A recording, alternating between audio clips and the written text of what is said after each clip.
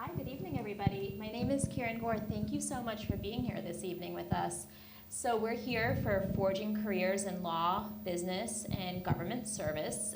It's an event that's being sponsored so generously by NYU DC and also the Gallatin School of Individualized Studies. So we're really grateful for all the support we've gotten from the folks here in DC and then also Gallatin back in New York. Before we begin, the first thing we're going to do is introduce each of our panelists. They're going to introduce themselves. But I wanted to get a sense of who we have with us here today in the audience. Are all of you, raise your hand, NYU DC students? So maybe like half the room. Are any of you NYU alums? Are any of you Gallatin alums? All right. Hey, the unicorns in the audience. So let me introduce myself very briefly. It's really nice to know that we have people who are fellow alums, who are Gallatin alums, and also students who maybe will join our network in the future, who maybe will transfer to Gallatin is also on the horizon. So as I said, my name's Kiran Gore. I am a professor at GW Law School.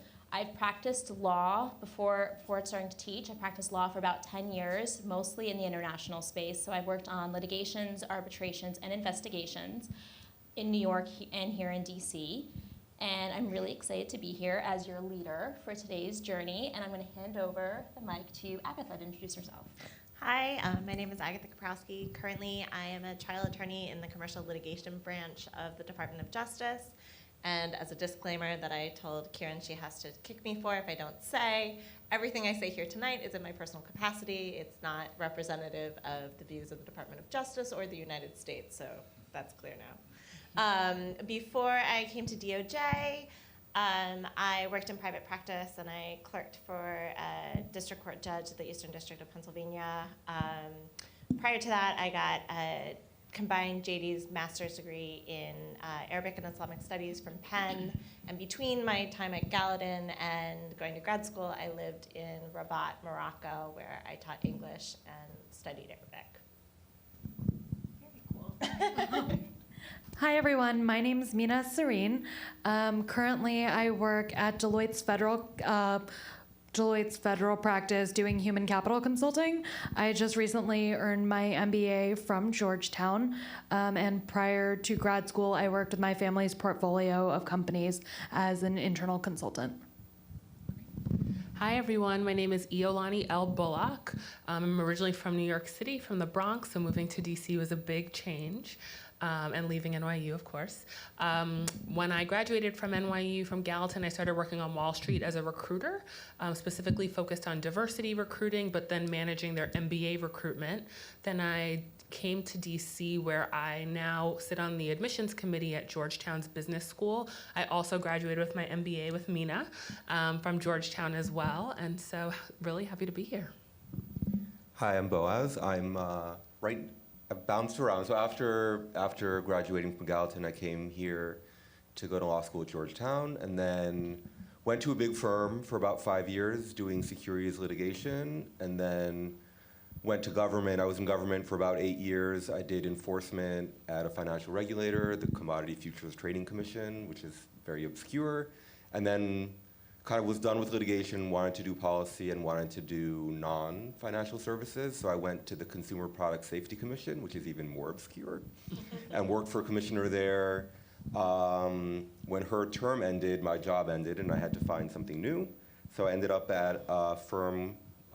It's a pretty specialized firm. It does a lot of FDA work, but it also does a lot of health and safety with consumer products. So I do consumer product safety, compliance, and enforcement advice for a lot of different types of companies, but we can talk about that later. Thank you. Hi, my name is Jonathan, and I work for the Department of Energy. I'm a civil servant, and also will share, as my Fed colleague said, this is all in my personal capacity. So I came to the Department of Energy 8 years ago. I work on energy efficiency in the Office of Renewable Energy and Office of Energy Efficiency and Renewable Energy. Prior to that, I've been in the nonprofit world my whole career, and most recently was director of something called the Responsible Purchasing Network prior to DOE, which is a network of institutions that buy green products in volume. and have worked in sustainability in one guise or another throughout my career, including working in London with an organization called Accountability to develop the first standard to verify a corporate sustainability report. And before that, worked on UN issues in New York for several years. So I don't have a typical background, and that was really what led me to go to Gallatin, is because I wanted to do something that didn't exist, and that was the place to do it. Jonathan, that's a fabulous segue to where I wanted to go next with this. So for those of you who might not be yet familiar with Gallatin, Gallatin is a school of individualized studies at NYU. It's one of, I think, the 7 undergraduate schools at the university, and it's where you go when you don't necessarily fit into a box or want to fit into a box. It's when that entire list of several hundred course majors don't necessarily appeal to you or don't match what you're looking to do. And so you chart your own course by drawing from a little bit of column A, a little bit of column B, putting it together, and to really design a tailored, individualized course of study for yourself. So with that in mind, I wanted to put the question to all of you as to how your individualized background, your interdisciplinary background, has influenced and helped you chart your courses since leaving Gallatin. So a couple of you are lawyers, you work with a variety of clients on a variety of issues. Maybe 2 cases aren't the same, maybe 2 agencies you work with are not the same. Some of you do consulting, so maybe your clients there differ. Some of you work with different stakeholders even within the entity or the company that you work at. How does this all fit together? And what would you recommend to students who are, or young professionals who are interested in having an interdisciplinary career, whether they have a Gallatin degree or not, even if it's in traditional boxes? Nothing wrong with boxes. It makes things nice and neat. But how do you engage with the world, which is not necessarily nice and neat? So whoever wants to go first. Yeah, so I'll say, first of all, in law school, I thought it was helpful to have the interdisciplinary career background, because Georgetown the first year is very set. A lot of law schools have a very set curriculum, but Georgetown actually has one section that's the alternative section that's a little bit more interdisciplinary.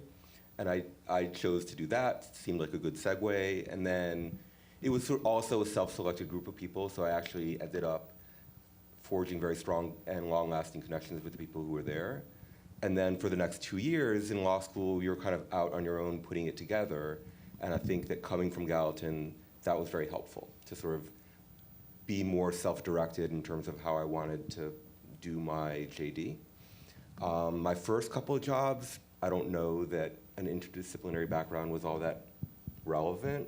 But then once I moved to the policy role that I was in, where suddenly I had to deal with, we did a lot of technical work, mostly worked with non-attorneys, a lot of scientists, engineers, and I had no science background, because my Gallatin, my science requirement was the trial of Galileo, was a seminar. That was the extent of my scientific background, but I think that I discovered that I had a facility to sort of understand where people were coming from in the discipline that they were practicing, and understand where they felt, if you're dealing with staff who are trying to explain to the commissioner what project they're doing, what study they're doing, and why it is or isn't working, I felt that I was able to translate that from whatever they were speaking in terms of like the professional terms that the epidemiologists were using into something that was more practical and understandable for other people. And I think that that's something that you get out of an interdisciplinary education. And it's the kind of work that you do now as a lawyer. Often in-house counsel want you to talk to their business people and explain things that the business people are not willing to hear from their own internal lawyers. So you have to learn how to sort of really understand where people are coming from and what concepts or language will be most persuasive for them. I'd love to just piggyback off of some of what Boaz was saying. I think that approaching things from an interdisciplinary background, it helps in terms of not being intimidated when you get into a room full of the epidemiologists and have not taken a science class since the 11th grade or whatever it is, and realizing that you can hold your own with these people, and that applying yourself a little bit and learning a little bit about something, you're not going to be an expert in it, but you can get yourself immersed in that. And I think for me, my personality is definitely one that needs a lot of novelty and difference in what I do from day to day, and that's part of the reason I chose to go to Gallatin, and certainly part of the reason I shaped my graduate program the way I shaped it, although it was not a sort of Gallatin free-for-all. It was still interdisciplinary, and I also think that I found some of my skill building was coming from places I didn't expect it to. I think my graduate degree, my master's degree, taught me how to write much more than my law degree did in some ways, just because of the structure of the courses I was taking and the time constraints on me and things like that I would have to do, and I have to digest a huge amount of material on pre-modern Islamic studies and other things that none of you all are interested in a very short amount of time, and then synthesize it and put it in a format that can be understandable. And that's something I found when I started practicing as a lawyer. I was able to write very quickly and put together these complex ideas, which is something that I really think I got out of my master's in a very sort of arcane academic field, much more so than I was actually getting from my law school experience. Yeah, I would say that coming from an interdisciplinary background, it really helps you see that there's always a gray area, like nothing is black and white. And I think that's the one thing I took away from Gallatin, and Meena's laughing because we talk about this all the time. But, especially going to business school where similar to law school, you think it's like pretty, structured and business means this. Actually, that's not the case at all, which is why I chose to go to Georgetown for business school, because I realized that while you're getting business skills, people were applying them in education, in healthcare, in law, and all these different areas, sustainability, where you didn't think that, a business person would be. But to be able to use that interdisciplinary background to say, okay, I see this box, since we're using the box metaphor a lot, but there's something else I can pull in here, or I can open this flap and try to reconfigure this in a different way, was really, really helpful. And for me, coming out of undergrad at NYU, I started my career at Lehman Brothers. I was in 2008, and it quickly went bust. That didn't work out very well. Yes, so that was July. September, my mom was like, do you have a job? I'm like, Mom, I don't know. And so from there, I didn't realize that, or I realized because of Gallatin that I could have a job working in business, but working on diversity. That's not typically what you think of when you think of business. And now in my current role at Georgetown on the admissions committee, I'm able to chart my own course where now I cover diversity and inclusion and external partnerships. That's not necessarily business, right? And so I think that's part of that interdisciplinary mindset really helps you to see how you can chart your own course, and you don't have to stay within a defined area. And if you see something or think about something that you think could go together or make sense, it really gives you that confidence to talk about it and speak about it and raise your hand to say, I'm going to try this, and get people on board. Well, partnerships actually provides a perfect segue, because that's what my master's degree from Gallatin is in, which is partnerships between NGOs and socially responsible business. And it was because I'd been working in the nonprofit field on UN issues and realized that all the issues I was interested in were being impacted by business. That led me to want to pursue that. And there were no degree programs on this anywhere at that time. There were barely classes that one could find on these issues, never mind on corporate sustainability or social responsibility in general. And so I had an unusual path compared to perhaps the rest of the panel in that I went to undergrad, I worked for several years, and then after that experience, went back with a very clear sense of what I wanted and not being able to find it, and Gallatin was a place where I could pursue that and design my own program. I think it's super interesting. Something that really resonated with me from what you just said was the idea that it didn't exist before. And for me, I run into that all the time. And so when I first came across Gallatin, when I read about it, I was like, why doesn't everybody choose this? It gives you the opportunity to do your education, but on your own terms. Like, if that's a choice, why isn't everybody doing it? This is always more of how I've seen the world than a traditional education might otherwise allow. I've always really liked to learn and to create new opportunities where they don't necessarily exist. So as Iolani mentioned, not necessarily thinking in terms of business the way it's traditionally defined, but figuring out how I could make school work for me. And so for those of you who are still in school, maybe that entails going and talking to professors who do things that you think are interesting, or creating projects that you want to work with people on. The fact that it doesn't exist doesn't mean it can't in the near future with your efforts. Hear, hear. So I can certainly see how that would be a useful perspective out in the world. What I have always wondered as a Gallatin alum, and as someone who I think sees the world very similar to Meena, is, well, how am I perceived for having this approach or having this mindset or even having this degree? So I'm going to put a question specifically to Iolani, because she in many ways has been a gatekeeper in the business world. She was a corporate recruiter on Wall Street, and now she decides who gets, or is one of the people who gets to decide who gets to go to Georgetown's MBA program. So how do you perceive people who might have a less traditional approach to their prior studies or even their prior career before they come to you? And what are your thoughts on people who might have more liberal arts-based backgrounds or interdisciplinary backgrounds as compared to finance, accounting, and some of the other really nice, neat areas that I think is what we usually think of for people who go to business school?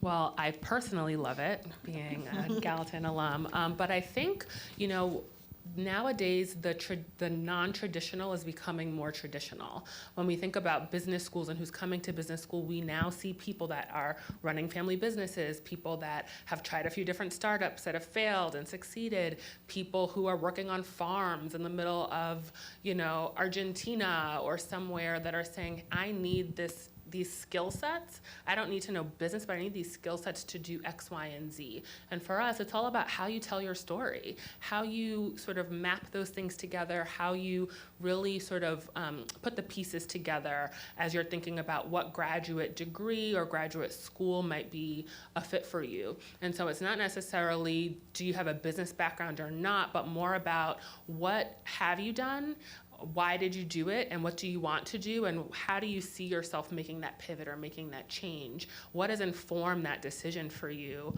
and why do you think you see yourself in this program or getting this degree? And so I love to talk to people that have incredible stories, whether they were in the military, they, as I mentioned, failed at a business that they tried. They have a family business and they're saying, I need to take this over, but I don't know how to do these things, Or I just met someone at Georgetown's MBA program who was a fashion designer for Lululemon and wants business skills because she's starting her own clothing line that's based out of Canada for children.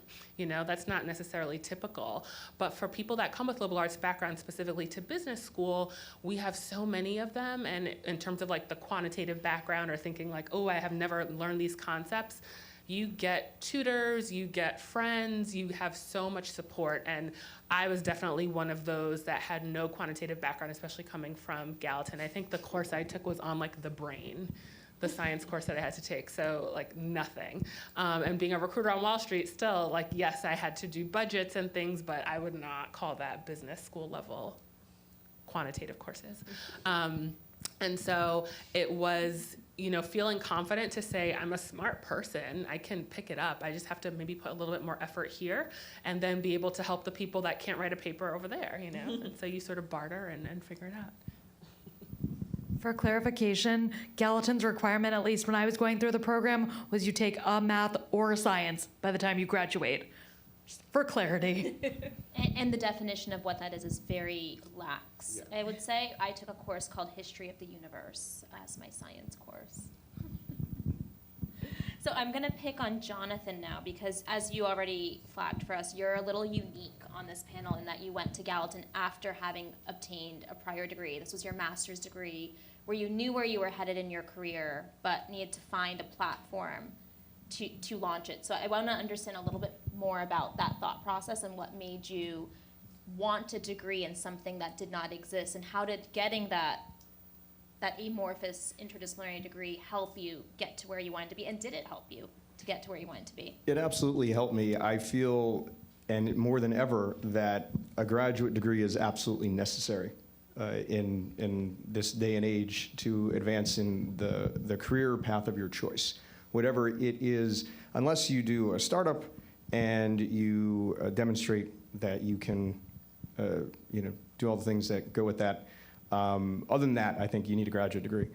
And so knowing that and feeling like I wanted to, as we're all talking about, kind of create my own path, I was working on an issue that I felt was very cutting edge, that had a tremendous amount of potential. And I thought, this is the area I want to focus on. And so it was a great experience to be able to, and it's not just not only are you creating your own idea of what you want to do. When I went, and I'm not sure what it's like now, because I started in 1997, I had to submit a thesis idea. They didn't just let you walk off the street. You had to have a concept.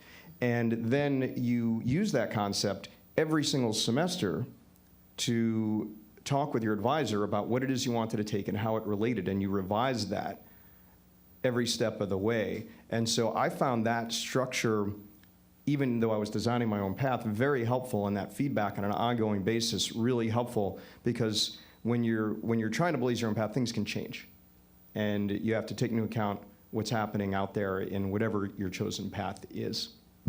And did it get you where you wanted to be? Yeah, so I actually graduated with a master's in 2001, and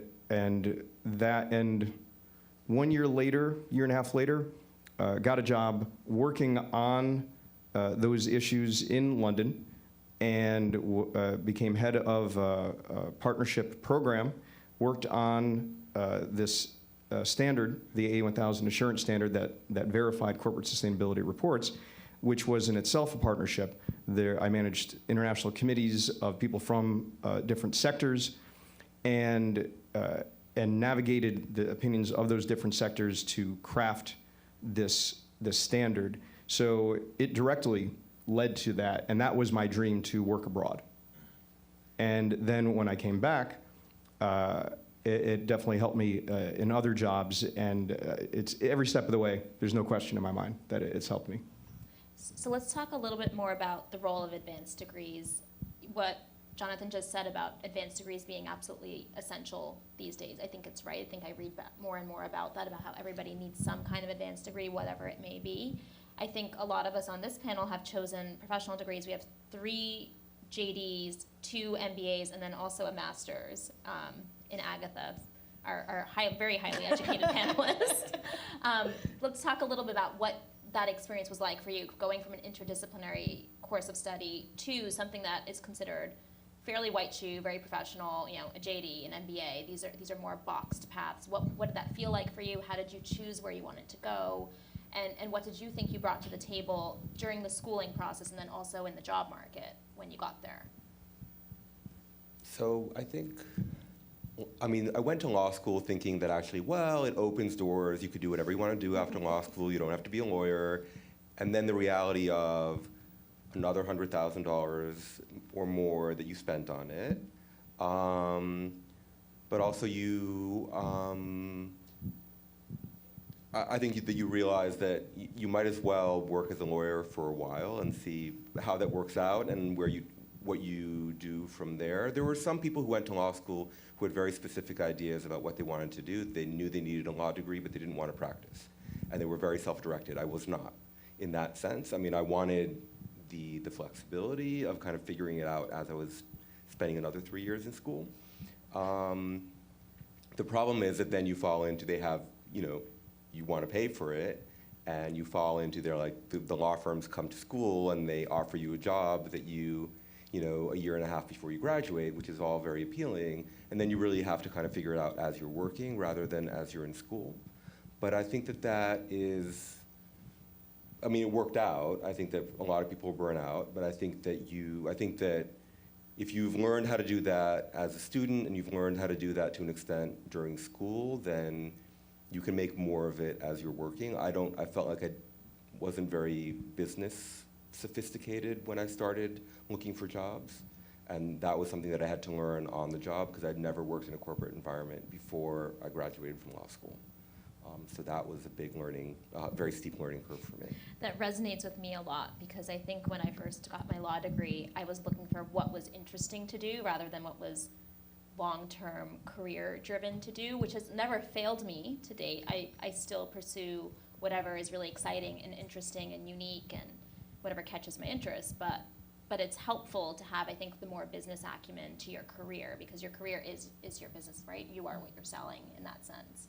So any other thoughts on how you've charted your course? So I think I would echo a lot of what Boaz was saying, and I'm not sure that the MBA panelists would feel quite the same as I do about my law degree. I really feel like my law degree was a vocational degree. Like it was a certain skill set and calling card that I had to obtain in order to enter this world. And I was one of those who came to law school with no intention of ever practicing law, and then like Iolani, the economy collapsed while I was in school, and there were many, many fewer opportunities by the time I got out.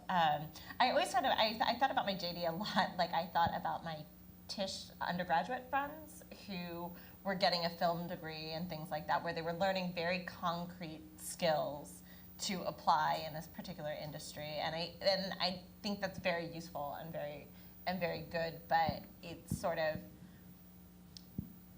I'm not sure how the MBA, because the MBA you're learning specific skill sets, but it's being applied in a much more broad sense, I think, than where a law degree where you're really trying to learn how to be a lawyer, although many people do end up applying it in other skills because lawyers all like to think that we're smart and so we can do anything, but sometimes true. I guess I can speak a little bit to that. I kind of did it for a similar reason in terms of the calling card aspect of it. I thought, I didn't necessarily do the most traditional thing right out of undergrad, but I wanted to go get a real grown-up job. And that's exactly how I thought about it. And I was like, this is what I'm gonna go do. And so in looking at some of the bigger companies, I wasn't gonna be able to get them to take me seriously, or at least so I thought. And so I was like, okay, what would level the playing field that would make them at least be willing to talk to me? And so for me, I thought an MBA might do that. And I guess in one way, I was right, in that I now have a real grown-up job that I just started this week. And so I guess in a way it did grant me access or open doors that I may have otherwise had closed to me. But at that point, once those doors were open, I still had to, like Iolani said, be able to articulate my story of where I was prior, what I did to kind of change that, and then where I see myself going forward. So always being able to tell that story. Iolani, can you tell us a little bit about the admissions process and what that can look like for students that might be interested in wanting to go to MBA school and how they might market themselves for it or target themselves even when they're still in school to get there?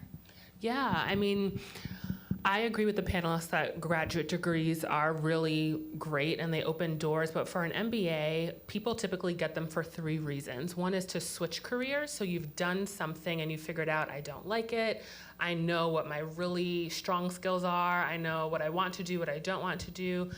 People get it to move up in their career, so to progress. So they say, I'm at this level, but when I look above me, all the people that I want to be has this degree, I need to get it.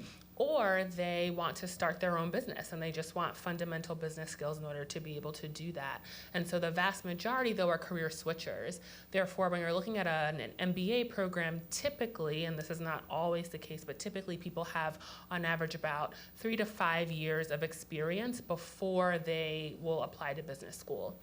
And part of that is because when employers come onto campus for business school, they're usually wanting people that have work experience to switch into those jobs. If you're thinking about business school in terms of how that looks on the application, I would say you want to be really introspective. And I would probably say that for any graduate program. You want to really look in yourself to say, what am I doing now? What am I good at? What am I not so great at? What am I doing now? What do I really like about it? And then how is this degree going to help me get to the next level? What are my goals? And sort of backtrack from there. I always tell people to go on LinkedIn and who is that person you want to be and sort of look at their path. did they need an MBA? Did they need a JD? Did they need a degree? But you want to make sure that you're really clear on why you're getting the degree, what it is, and what you're going to get out of it. And then be able to, as we talked about, articulate that story in your application. Who are you? Where are you coming from? What do you bring to the table? What value do you add? Georgetown is a school really sort of grounded in these values of being men and women for others, and not just that bottom line of revenue for business and getting money, but how do your business decisions affect the communities that you're operating in? And so you want to really think through what are the values of the program or the school, and how do my values align to that, because it's a really big decision to go to grad school. It's a big investment of your time, your money, your energy, no matter what you do. And so you want to make sure that the program's going to get you where you want to go, but that you really feel that it'll be a good fit. So I'm going to pull on that string about what you do after you've got the degree. And before I go too far down job prospects and things like that, one question I want to put to all of you is, can you name one skill you learned at Gallatin that you have then carried through to your practice and your careers and things? I'll start to make it easier, because I know that's a hard question. So I found that the Gallatin career gave me the ability to be a really good storyteller, and I've spent my career as a litigator, and what you're always doing is you're telling a story, you're advocating, and you're trying to get to the end or the win or the end point that you want. So learning how to tell a really good story and understand a really good story is something I got from Gallatin. I certainly didn't get that in law school. I don't know if others might feel similarly. I know I have a couple of other litigators on the panel. I don't know if others feel differently, or if there are other skills that you find really just serve you very well in your present day life. I would feel, for me, it's more about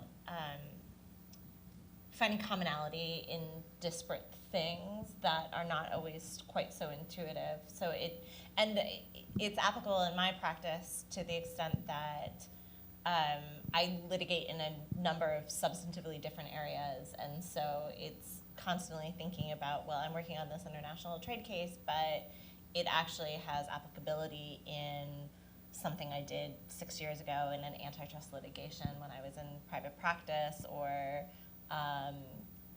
even something I might know from an academic experience or something like that. Just the ability to sort of spot what the commonality of different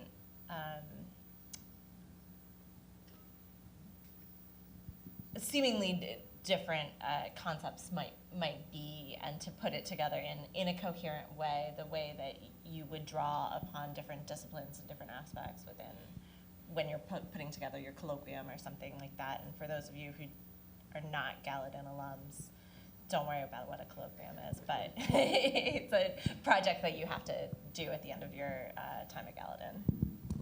I think for me, it's kind of similar to what I mentioned earlier, the idea that you can create things that don't exist already. So for me, that might be, hey, I'm gonna pitch this side hustle thing that I just think could be really cool. Just seeing opportunities in everything, and then being willing to do something to act upon them. So I think, as an example, I think one day I pitched Iolani if her department needed a contractor to be doing work. Just because I had a cool idea, I wanted to share it with people, and the fact this position didn't exist didn't mean I couldn't go and apply for it. So inventing things that and bringing people along on that journey, I would say. So kind of tying into what Kiran said about storytelling, being willing to share your ideas with others towards the end of making things better.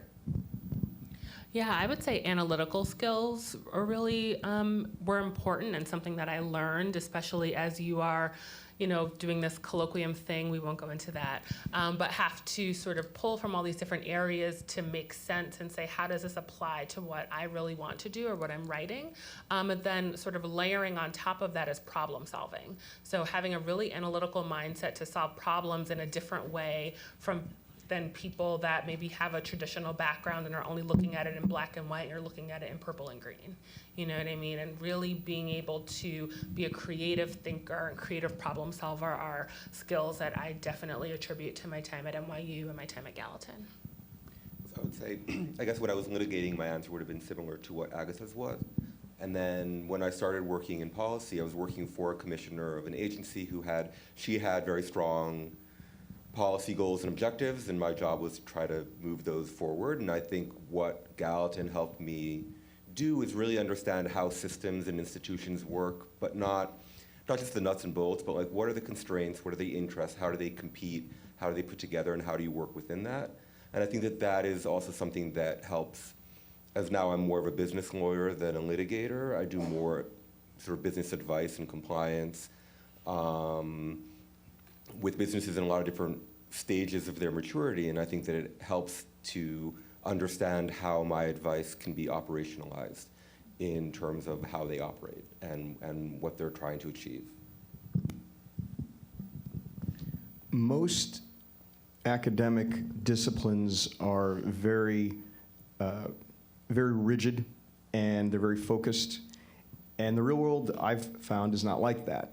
And so one of the things that being in an interdisciplinary program like Gallatin did to help me was that when I'm in my job even today, which is on energy efficiency, and I look at that context in which I work, I see many different disciplines. I see the goals that, say, a city like Washington is working on to be to have clean energy in everything that to have goals of clean energy in terms of what they do, in terms of the buildings that they fund, in terms of in terms of what happens in this city. That impacts, say, the businesses that operate to do the work on the ground. It relates to the utility that might have a mandate from the Public Utility Commission to have a certain amount of energy efficiency. And then you have the different actors in terms of government, in terms of business, in terms of nonprofits, and their interaction. And so it's not clear cut in the way that an academic program is. And so I found that most of what I've done has always been in those spaces that are not clear cut. And so it's important to be able to understand and take into consideration different views from different perspectives of different stakeholders. So I feel like we could be here all night asking these questions and hearing your thoughtful answers. I'm going to ask one last question that as many of you want to answer can answer. And then I'm going to open it up for Q&A from the floor, because I think we will get more interesting questions from everybody else rather than from me. So you're all here in DC, living and working in DC. Of course, we all come from NYU in one way or another, whether we're native New Yorkers or not. And you decided to leave New York and be here in the DC market. Do you have any thoughts or comments that you want to share with our audience about either what's great about the DC market, what makes it really exciting for you, or even tips and tricks for how to break into the DC market, or anything that makes it very unique, even compared to New York, where some of you might have worked even before you came to DC?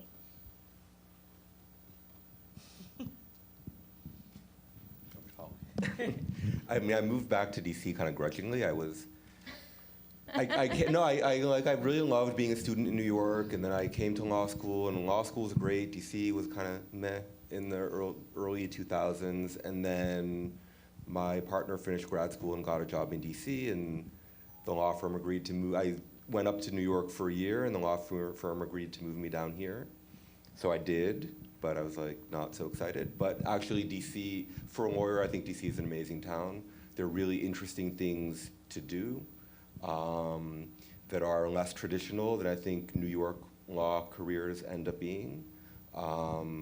And they put you in touch with people who are not necessarily lawyers or former lawyers. The government is an amazing employer, and it's a great, going in and out of government is a big part of the lawyer's life in DC. And I think that is a very fulfilling career, and it's relatively affordable, so you can be a little bit more creative about what you want to do with your career than trying to I thought being a student in New York was a lot of fun. Actually working in New York, which I thought was going to be fun when I had money, was much more of a drag. You're here. I think DC, and I've been here for about 5 years now, is really interesting because every big company, whether it's a tech company, whether it's hospitality, whether it's a consulting firm, has to have an office here. Given our president, who is a business leader, and thinking about partnerships and sort of how things have to mix and mesh, public, private, nonprofit, all has to come together in many ways, shapes, and forms, especially as we see like tech companies that are making decisions that the law has not yet caught up with, right? And so we see Uber is here and Twitter has offices here. There's a whole hospitality corridor with Hilton and Marriott and Choice Hotels. And I think Amazon's thinking about their HQ2 being in the DMV area. And so I think DC is really exciting from that perspective. You have a lot of access to very different types of companies, different types of industries. It is a little bit cheaper than New York because you can live in the DMV, not just the city. And I also think that DC is different from New York. I would say New York is one of the most diverse places in the world, but having all the embassies here in one place really is a differentiator for the city, and being able to experience that myself. My father's side is from the Bahamas, and I've been able to connect with that culture in a very different way that I wouldn't have been able to do in New York, because they have an embassy day here where you go in and try the food and the music and the dancing. And so I found that surprisingly, at first begrudgingly, but definitely surprisingly, and I really love it, DC has been a really great place as someone in the business world, the diversity space, and the nonprofit space. So for me, I grew up in this area, so whereas you guys were leaving somewhere, like I was coming back, and so I think that's part of it. But I think one of the really cool things that I didn't even know to expect at the time was, whereas consulting in the commercial space, you're traveling 4 days a week. So from a work-life balance perspective, I'm working with federal clients, which means I have to sit in traffic here, which is one thing, and not necessarily the best of things, but it's a lot better than being on a plane and being in a hotel 4 nights a week. So that work-life balance and serving organizations that, like, at the end of the day, serve all of us as people, I think is just more mission-oriented and something, like, types of work I can get behind, and that's an unexpected benefit that I wouldn't have known thinking about my career, what it would look like just even a couple of years ago. Thank you so much. Does anyone else have anything they want to add? All right, with that, I am happy to open the floor up for questions from the audience. Do we have any? I think they're bringing a mic around, so just wait until the mic reaches you, and maybe tell us your name and whether you're a student or an alum, and then your question. My name is Iolani Edwards, and I graduated from NYU Gallatin last fall. I went to Fordham. I studied urban studies with a minor in economics, and then I studied cultural preservation through storytelling, a name that I just created for my degree. We all do that. Yeah, we just create names, and they change based on, what I'm applying for. If they're really like, government jobs, I'm not going to say all of that. I'll just say cultural studies or something that doesn't off-put them. But I recently relocated here after working a few months for New York City local government as a consultant. And I've been trying to, navigate the DC scene. Like with government, it just seems like there's so many hoops to go through. And I guess my question is, how do you navigate this environment with like a Gallatin degree, and how do you get them to take you seriously, like take your experiences seriously as like legitimate? Also like consulting side, like how do I get like taken seriously as a consultant with like this cultural studies / project management kind of background? That's a great question. I have the same questions myself. DC is a great networking town. It is very easy to find networking groups because there are quite a lot of them in everything under the sun. So I think if you were to pick an issue, or some focus within what you're interested in, you will find some group.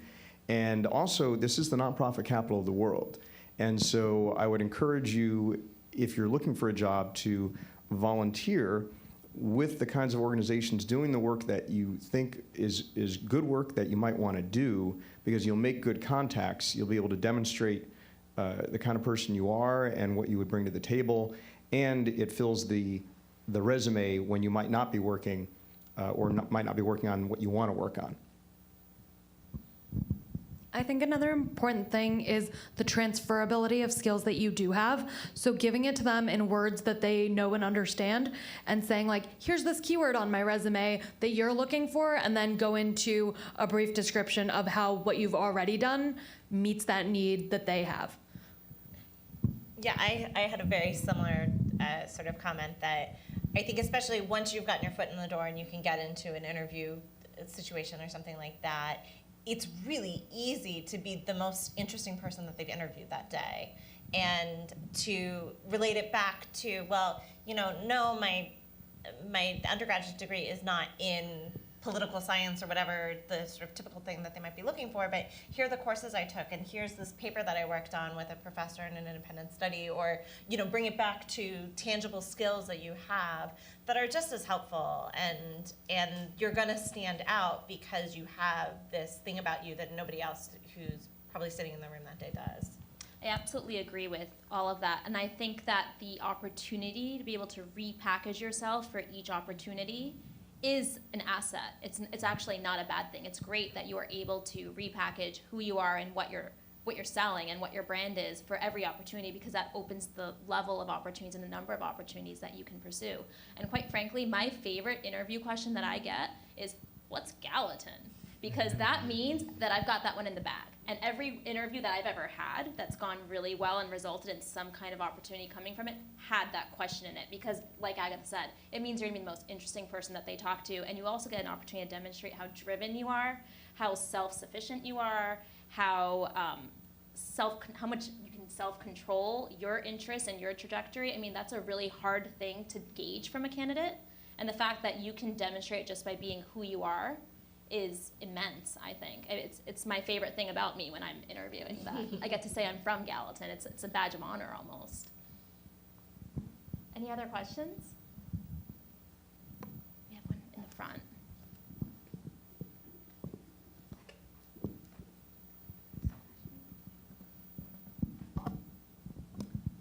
Hi, I'm Isabel. I just graduated in May 2018 from Gallatin. Thank you for your time and for sharing all of your thoughts.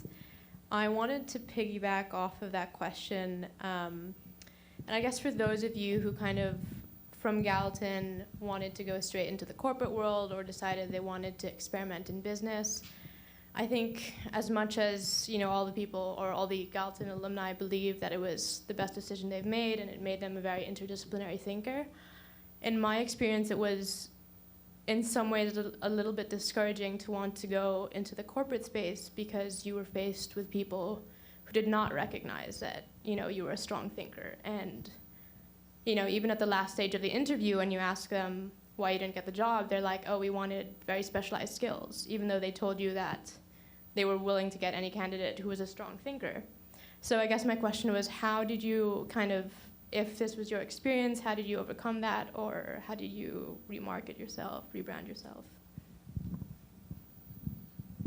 One of the things I have discovered recently, so in talking to people about more creative work, is showing them something rather than telling them.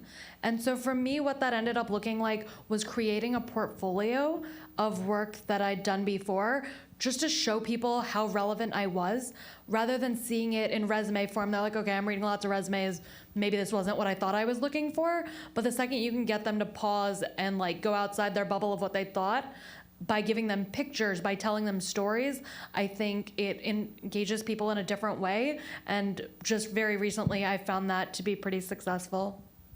Yeah, and I would say doing maybe a little bit more research on the average person in terms of, what are the projects that they do at this company, or what does this team specifically do on a day-to-day basis, and then being able to relate that back to what you've done and draw very direct comparisons and very direct lines for them, because for everyone else, it might be really hard to say, how does this person fit into what we're doing here, but for you to be able to say, hey, this type of work that I've done is consultative in this way. I had clients. Maybe you didn't call them clients, right? But maybe they were your clients. You gave them a product or a service or did something for them.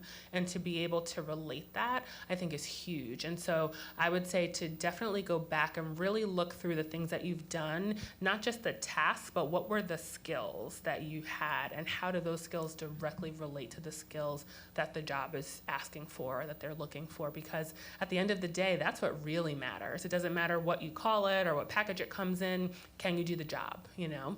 And so I think that's what they want to maybe feel really comfortable about. And so being able to tell a story, make a connection, wrap it up in a bow for them so they can't ever say like, oh, well, you didn't do that. You're like, no, here it is for you. I think that could be really helpful. That's great advice. And I think it's also helpful when you go to Gallatin, you don't have that box background. We were all talking before we came out here about, oh, we don't fit in a box.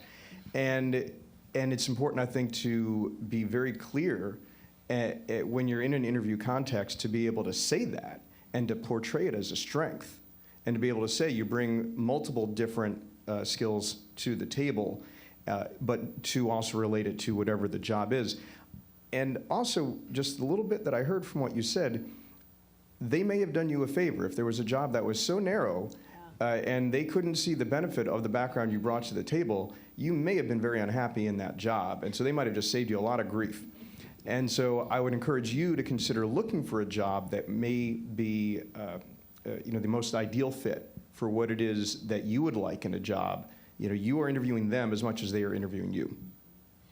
I think what I'm hearing from both this question and Imani's question previously is that the DC market is challenging in certain ways because I think it is a very traditional market. It's not as innovative as New York can be or something on the West Coast might be because it's mostly organized around the federal space and the government space and things like that. So even if you are going into business or other fields, you're still engaging with that model.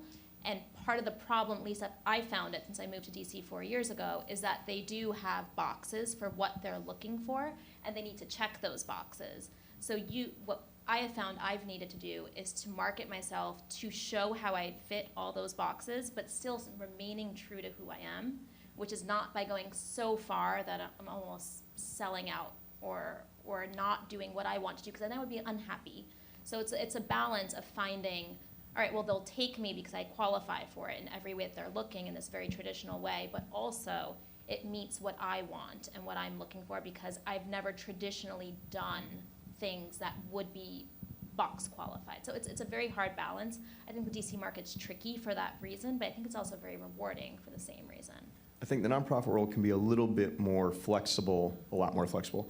As somebody who works for the government and has worked in the nonprofit world, I think creativity is more valued. The diversity of skills and backgrounds is much more valued in a nonprofit where you'll also have a lot more opportunity to use those different skills as opposed to, say, a government job where, or a business job where it would be more of a box. I think sort of similar to that, one piece of advice I would give is not to be afraid to look in a very different direction than you thought you were going to end up in, because you might find something that, even if it's not your dream job that you last in forever, you get some connections out of it, or you find some skill, or you find that there is some part of that experience that you really, really enjoyed and you can capitalize in your next job. In terms of applying to the federal government, I can't speak so much to the DC local government, but kind of to go back to the box checking, definitely when you're going on USA Jobs, you want to make sure that your resume has those buzzwords in it.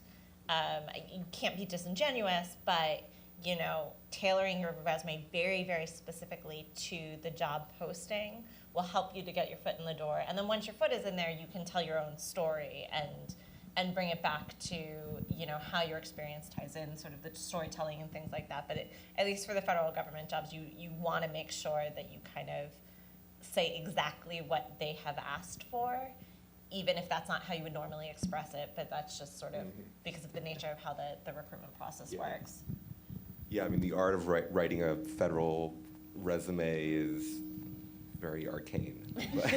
And no, I mean, literally, to get my first government job, I bought How to Write a Government Resume and the knowledge.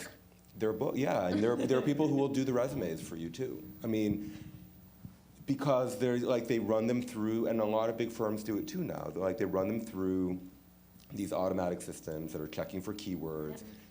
That is the only way to get into the pile that people are even going to look at. Right now is exceptionally difficult for a lot of agencies. I know that my particular office I work in, we've been under a hiring freeze since the beginning of 2017. The very, very few openings that we've had in the last couple of years, we will get 200, 300 applications for one job. So it's I don't want to be a downer, but some of the difficulty right now may just be the environment, and that will change at some point. But right now it's not so easy in Fed world as it may have been in the past. But I will echo what people said in terms of connections in DC. My last 2 jobs were ones that were through networks, professional networks that I built. And that means a lot in DC, and I think that you can build them both through work, but also through so many volunteer opportunities. There's so many of these, there's like coder groups that meet to, like in the evenings to do various public interest projects sort of on their own time. Are there a lot of these networks that, not being a millennial, I'm probably like not aware of like many of them, but there are just opportunities to really integrate yourself into sort of a quasi-professional life in DC where people are doing really interesting things and are going to hear about really interesting opportunities that might not have come across your path otherwise. But those personal connections where they get to see kind of how your background fits into things, and if they put in a good word for you with someone, that can make a big difference. I think I came across an example, speaking of those like quasi-professional sort of things where you're working towards something. Something I'm really interested in is human-centered design. So recently I found out there's a meetup in DC called Design Thinking DC. And so it's a lot of like-minded people who may have come across interesting and possibly relevant to your life opportunities. So connecting with those people. For Iolani and I, it's been through school. We now have a bunch of classmates of ours that we can reach out to now, but even in several years, we can reach out to them, they can reach out to us, hey, I heard about this interesting thing, here, I wanted to share it with you. So I think building that network is something grad school, because we talked about kind of the value of that, is something that gives you as well. Are there more questions? Hi, my name is Harold. I'm a Stern alumnus from a few years ago. 2 questions. First question, if you could look at yourselves, if you could like interview yourselves that kind of stood right next to you virtually years ago when you were in school, what 3 things would you tell yourself that you were wrong about completely based on now where you're at? Second question is, you talked about networking. Someone said building a professional network. What were the things that you did concretely to actually do that while you're in school, and how did you hone that as a working professional? So I was wrong about thinking I wanted to be an academic, thinking that I never wanted to work for any kind of corporate business. So those are 2 things. Getting a job that pays the rent isn't selling out. Yeah, those. And then, it took me a while to kind of realize the value of really investing in professional networks. And it wasn't really until, it was more once I started at a law firm, and then as we were going through, people were going on to do other things and things that were interesting, and just making sure you stay in touch with people on a regular basis and show an interest in what it is that they're doing. But it's really about, it's the consistency of staying in touch that was something that I had to learn. I didn't really think that it was going to be valuable, but I learned that more as a professional than I did in school. Yeah, I would say one thing that I didn't realize or didn't know that I know now is that a mentor is great, but a sponsor is what you really need. And that's something that took me a little bit of a while to understand, because a sponsor doesn't need to look like you, a mentor doesn't need to look like you, but a sponsor is someone that has power, that has influence, and when you're not in the room, they're advocating on your behalf, and what they say can go a long way. And being able to identify who those sponsors are was something that took me a little bit of a while to understand, especially being on Wall Street, where, you know, it is a very typical white male culture, but there are allies, there are sponsors, there are people that, you know, maybe don't identify with your background that really want to help you and want to, you know, push you forward. So that's something that I learned while working on Wall Street, actually. And your second question was? Networking, and how'd you hone that network, correct? I would say, number one, my network really started, so I was in a leadership development rotation program, and I would say if you can do that, that was probably the best thing I've ever done. Every 8 months, I rotated to a different group. I learned different things about human capital, about diversity, about sort of HR, and I built my network that way. And when the world was falling in 2008, with Lehman Brothers, I was someone who could really sort of be that chameleon because I knew people on both sides of the aisle. I understood what this group did and could understand how what I did in that last group 8 months ago could help this new group that I was doing. And so I would say networking is part of it, is really staying in touch with people, and not just, you know, hey, how's it going, but intentional staying in touch. And so what I used to do that I haven't done now, and part of it's just being really busy, is I used to send out every year just like a hey, end of the year email to my old bosses, old mentors, friends and colleagues, just saying, this is what I'm up to, I hope all is well, I'm, you know, moving to DC, or I'm interested in business school, or I'm looking to have this be my next career shift. Because if you don't tell people what you're interested in and what you want to do, then they can't help you. And so, you know, not to say that you want to put everything out there, but you certainly want to make sure that you are someone who is putting, I always say, like, putting good energy out into the universe, because it does come back to you. And people do say, hey, you mentioned that you're really interested in this thing. Meena's really great at that. I know someone, or have you talked to this person, or let me connect you with this person. And it can go such a long way. So I would say from a network perspective, it's staying in touch in an intentional way, not in a superficial way, and being sure that you are always, and you know, LinkedIn and Facebook make it so easy now, really making sure that those people that you've cultivated that are either your mentors or your sponsors just know what's going on with you, because you never know when you get that phone call or that message about a next opportunity or something that could be really helpful. Thanks for the shout out. I appreciate it. I think it's all about being relevant. So being a really good listener and figuring out what's important to the people you come across and are talking to and that are already in your networks, what might help them. And so you can tell them how they can help you, sure.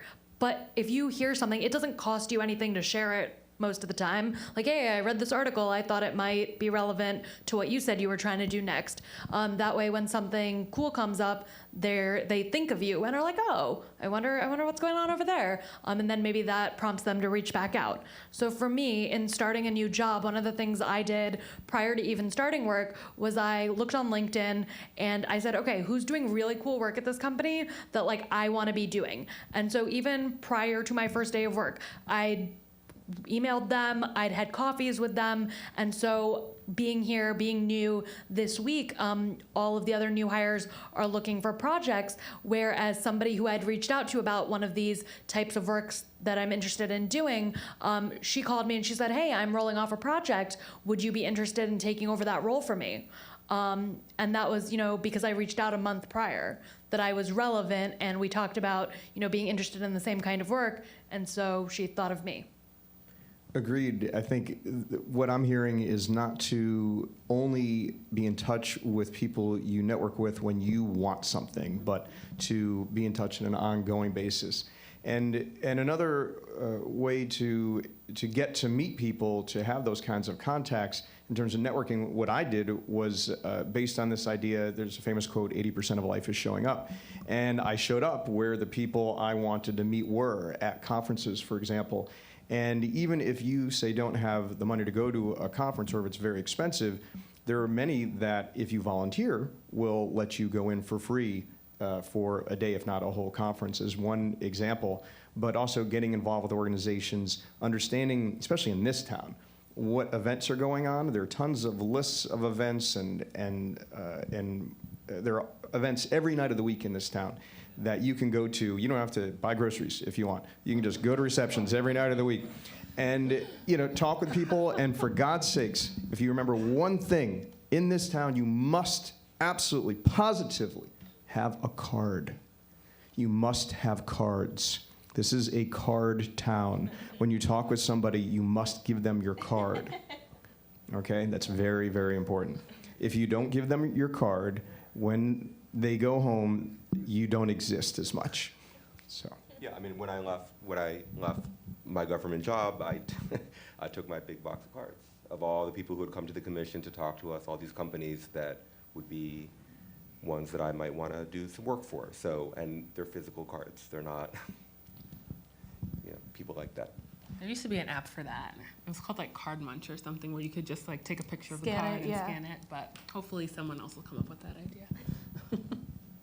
I think what I'm hearing is that putting good energy out when you see the opportunity to put it out, rather than looking for things when you need something, is really key. What I like to do is network across, but also network up and network down, because you don't know when that, you might be a practicing professional, but you don't know when that student who reached out to you for coffee because they wanted advice is going to be out in the world and might be doing something interesting and could put in a good word for you. So I just like to do nice things and hope that someone will one day do something nice for me. But I think not everybody takes that approach. But it also might be someone you want to hire. Like, people in DC, sometimes they land in some job that they need to staff. And having a network of people who might be able to be staff or find staff for you is hugely important for people who want to succeed in these roles that they might land into very quickly. So, one thing that, and this I learned from a woman who's sort of my sponsor mentor and helped me get a bunch of jobs, is she's always looking out for more junior people and trying to see where it is that they can fit in and how she might help someone more senior staff with someone more junior. Just these things that are just very valuable here. And I would just add, the last thing is, never burn a bridge, and never think that a very small email, a small thing that someone asks you to do, you don't know how far that can go for them or how much that can mean to them. And so I would say, like, for instance, at Georgetown, a professor, asked me to help them do something really small. And I didn't realize that this professor was someone who, was really influential. And when I reached out, or they heard that I was, needing help with something, they were right there. And I thought the ask was so, benign. Like, sure, I can do this for you, but you just never know. And so just always, be in the mindset of, someone's asking me for a favor, unless you really can't do it, why not? And same thing, vice versa, just because it could really go a long way. So I'm being told we have room for one more question before we can go to our networking reception and we can put all these nice tips into practice. Is there another question? No. Yes? Maybe?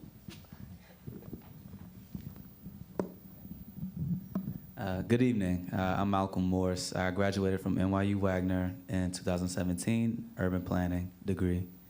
And had a few friends from Gallatin. Iolani is one of them. How you doing?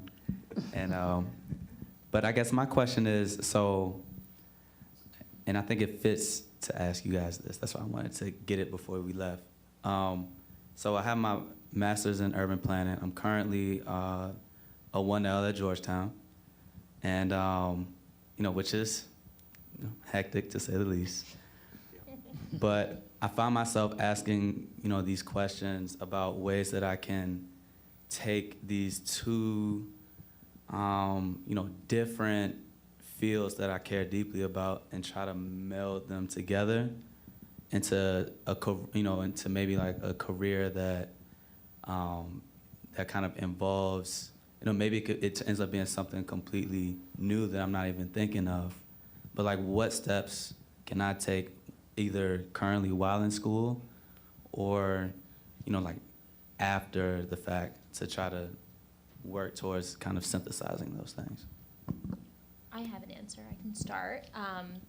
What I think is so amazing these days is that everything is on the internet. So people will put their entire career trajectory on LinkedIn, and you will find out how they got from one place to another, and then how are they doing your dream job. Or they'll have bios and examples of work that they've done previously. All kinds of stuff is just freely available to you. You can snoop on all kinds of people.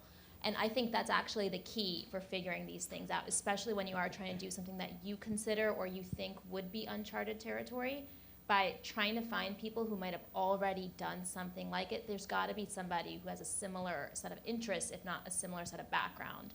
And finding how they made each of their pivots and steps and changes, and learning about, well, what were the skills they acquired in doing that, and how did they get to that job today? Or does that job even exist, right? How can you combine these things? Maybe there's a legal advisor position in some kind of urban planning agency. I mean, you don't even know because you might not have checked yet. But if you could find that person's LinkedIn bio, well, now you know, and you can work to strive towards it, and you're in a great position as still a student that you can make those opportunities happen by pursuing internships and summer work and making sure that your first step out of school is going to be the right one. But you have a wealth of information available to you these days that I think wasn't available in past generations and past years, and that you should use it for your advantage, absolutely. I mean, it might be stalking, but it's effective stalking, and it's going to get you somewhere. Yeah. So I had a professor tell me, always play the student card. It is so valuable. She said, people will open up their doors the second you send a cold email. So after you do this research that Kiran suggested, you say, oh my gosh, I want to be just like you when I grow up. You reach out and you say, hey, I thought what you did was really interesting. I'm currently in law school. This is what I want to talk to you about. As long as you're relevant and show that like you respect what they did, I've found that they're pretty open and receptive to having coffee with you.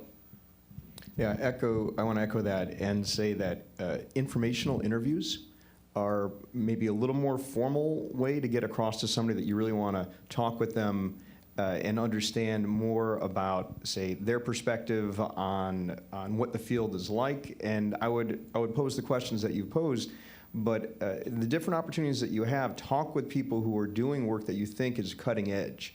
I think the people who are on the leading edge are very expansive in how they view fields and potential new opportunities for things that maybe haven't been done or haven't been done much.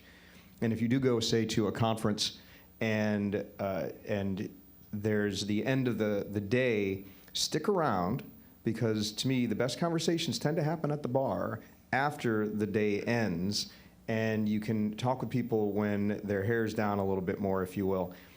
But definitely don't hesitate to ask people to coffee and say, hey, can I meet with you to talk with you? I respect your insight about this question that I have. I would say even if the person you're reaching out to is only tangentially related to what you think you want to do, even if there's just like a little nugget there, maybe it's not your dream job, but there's some nugget there, going out and having coffee with them, having an informational interview, you might find there's actually a lot more to that the title was off-putting to you, but there's something there, or they can introduce you to somebody who would be a better fit for you. Yeah. And then like in terms of just like the practicalities of law school, I would say, one, you want to get through your 1L year. The first summer is the summer where you really can do something interesting. You can kind of, I don't know how the EJF scholarships are going these days, but if you can find, if you get some funding, you can go to an organization and say, hey, you don't need to pay me, let me do some big research project for you. I did, like my first summer was great. I grew up in Israel, I went back there. I pieced together something on asylum and something else on migrant labor and worked for two amazing organizations, and it was an amazing summer. The next summer I was at a firm. But it paid for a semester of school. The other thing is I wouldn't bother with a journal. I mean, there's gonna be a lot of pressure to do certain things at school that are relevant for more traditional career paths. If you don't think you're gonna want to clerk, don't waste time on a journal, but do an externship, do a clinic. The clinics, I did the asylum clinic at Georgetown, which was amazing, but there are ones that are maybe more practically related to the kind of things that you want to do. The externship program is really good. And there are a lot of internships that you that you should be able to do. And there are a lot of really interesting professors there that are always happy to have someone help them do some research. I worked for, she's now at the EEOC, but I was interested in admin law, which actually ended up meshing with the career that I have, and did some research for her, and met a bunch of people through that. So that's just the kind of things that you can get out of Georgetown, that I think it's a great school for that, and it's also really big, so people are going to be doing interesting things. And if you can split your summer, that's often a really good way to get some of that done.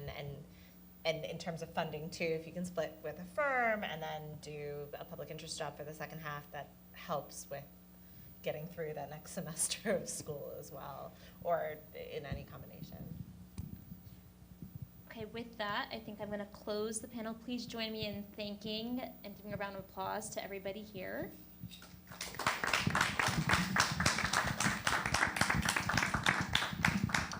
Thank you. We look forward to continuing the conversation with you outside this room.